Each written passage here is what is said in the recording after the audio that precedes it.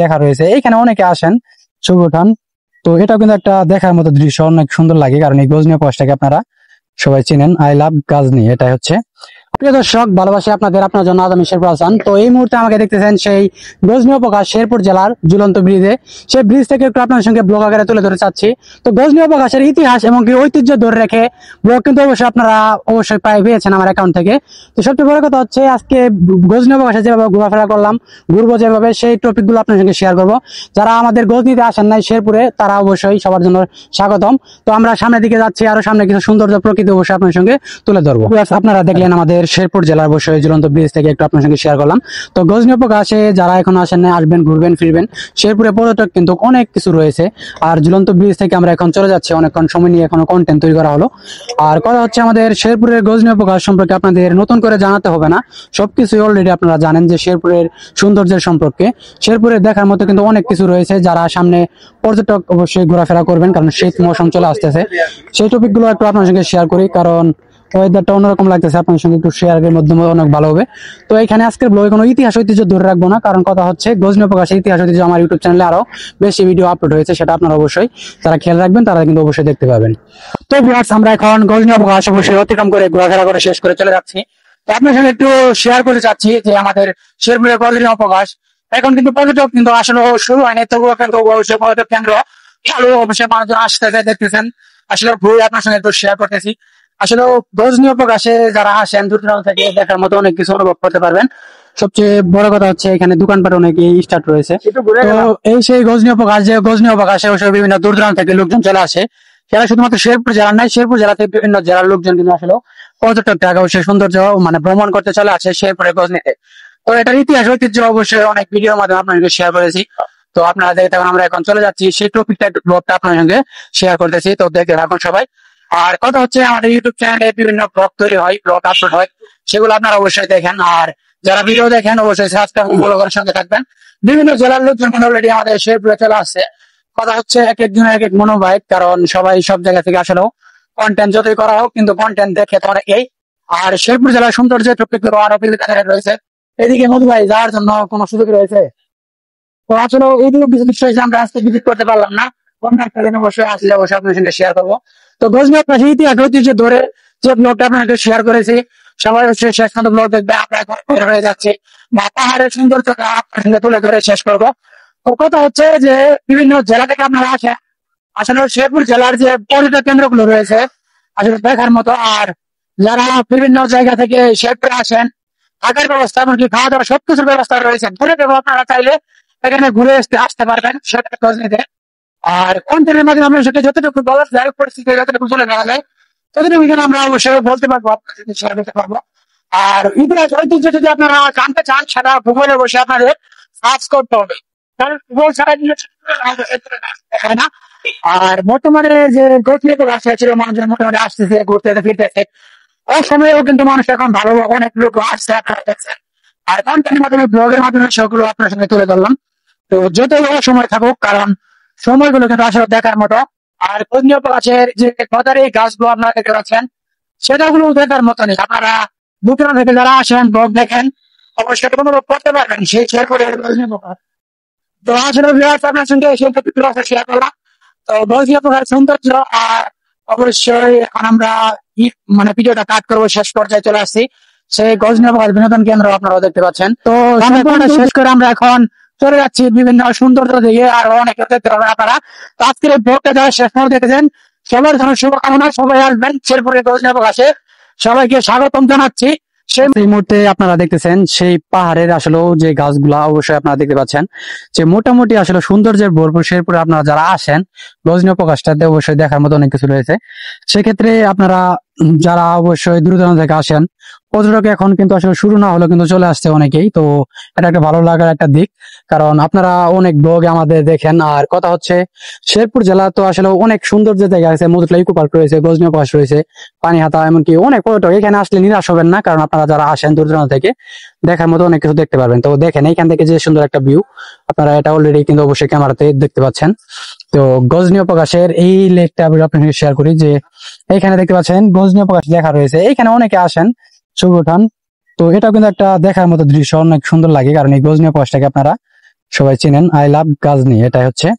আর এইদিকে থেকে আপনারা একটু শেয়ার করলাম, তো দেখা যায় কতটুকু তুলে ধরা যায়, সামনের দিকে আরো এগিয়ে যাবো আমরা। তো আপনারা আমাদের সঙ্গে থাকবেন, আরো দৃশ্যগুলো অবশ্যই তুলে ধরতে পারবো। ভিউয়ার্স, আমাদেরকে এই মুহূর্তে আপনারা দেখতেছেন গারোমা ভিলেজে, আসলে এইখান থেকে আপনার সঙ্গে একটু শেয়ার করে যাই।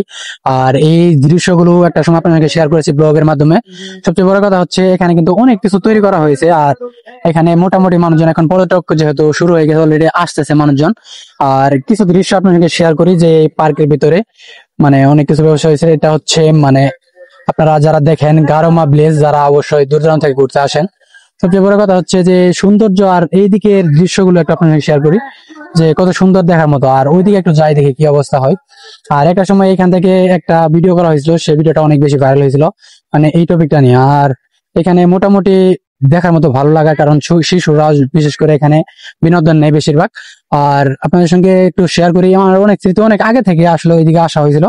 এই জায়গায় একটা কন্টেন্ট তৈরি করেছিলাম, যারা দেখছেন অনেক আগে, যখন নতুন কন্টেন্ট ক্রিয়েটর আমি।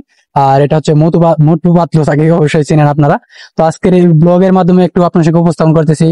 দেখার মতো শেরপুরের গজনীয় প্রকাশে অনেক কিছু রয়েছে, সেটা আপনারাও দেখতে পাচ্ছেন। এখানে কিন্তু কন্টেন্ট তৈরি করেছিলাম, মানে একটা হাটে যাওয়ার মতো অবস্থান, সেখানে কিন্তু পুরোপুরি ভাবে কন্টেন্ট নিতে পারে নাই।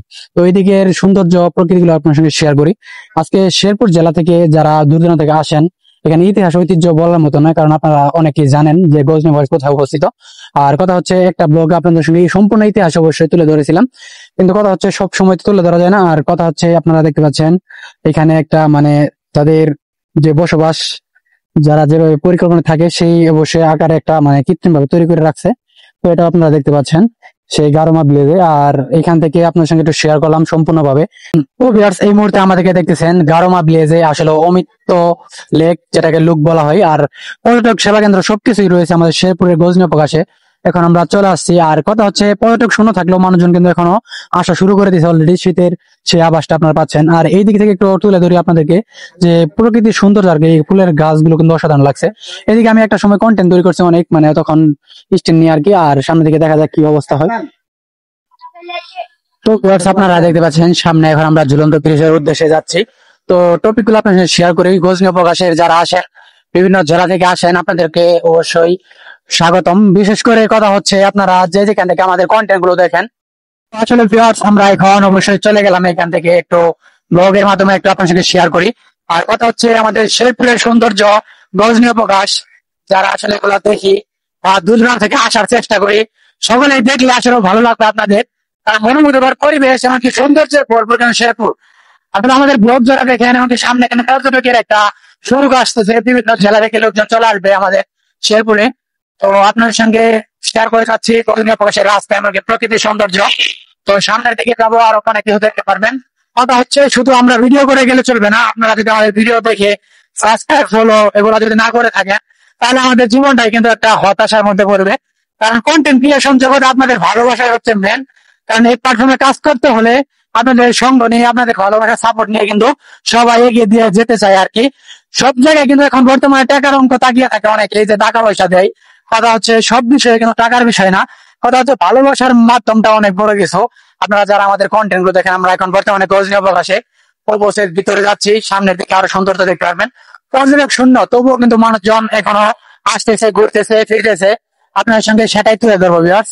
দেখতে পাচ্ছেন যে মুড়ের ভিতরে গজনীয় প্রকাশ যে অবস্থায়, গাড়ি অবশ্যই মানে স্পিডে রাখা হয়। তো আমরা ধীরে ধীরে ঘুরতে ঘুরতে আমরা চলে যাচ্ছি যে গজনীয় প্রকাশের সৌন্দর্য গুলো তুলে ধরার জন্য। তো এই রুটে আসলে গজনীয় প্রকাশে বড় গাড়িগুলো একটু সেফ মতো চালানো দরকার, কারণ কখন কোন গাড়ি চলে আসে সেটা বলা যায় না। আসলে পর্যটক শূন্য থাকা অবস্থায় যে গজনীয় প্রকাশে এত মানুষজন, সেটা আপনারা দেখতে পাচ্ছেন যে আমাদের শেরপুরের গজনীয় প্রকাশ যারা আসলে ফলো করেন, দেখেন বিষয়টা কিন্তু আসলে বুঝতে পারবেন। আর সবচেয়ে বড় কথা হচ্ছে পর্যটক না থাকা সত্ত্বেও কিন্তু মানুষজন আসলেও তবুও চলে আসে, মানে এখন কিন্তু মৌসুম না। তো এই মুহূর্তে আমাদের দেখতেছেন সেই গজনীয় প্রকাশ থেকে আমরা চলে যাচ্ছি সামনে আরো সুন্দর দৃশ্যগুলো তুলে ধরতে জন্য। আর অবশ্যই যে জায়গাটা শেয়ার করলাম ব্লগের মাধ্যমে, অনেকেই দেখেছেন। আর কথা হচ্ছে এখানের মনোমুগ্ধকর পরিবেশ, এমনকি গাছের যে পরিবেশটা আপনারা দেখতে পাচ্ছেন।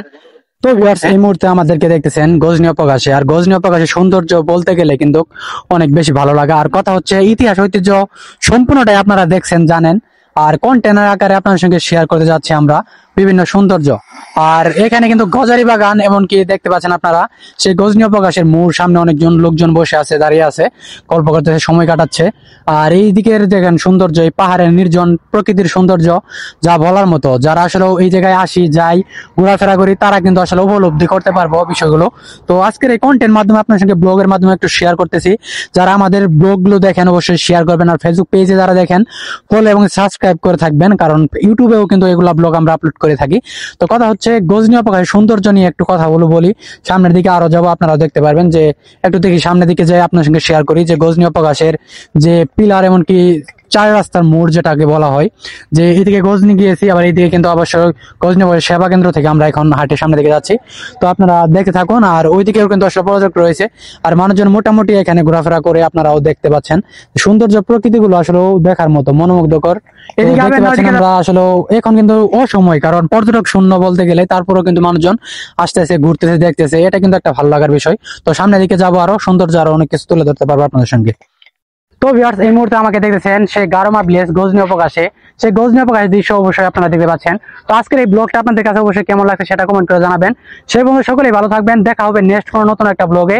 আজকের মতো এখানে বিদায়, আল্লাহ হাফেজ।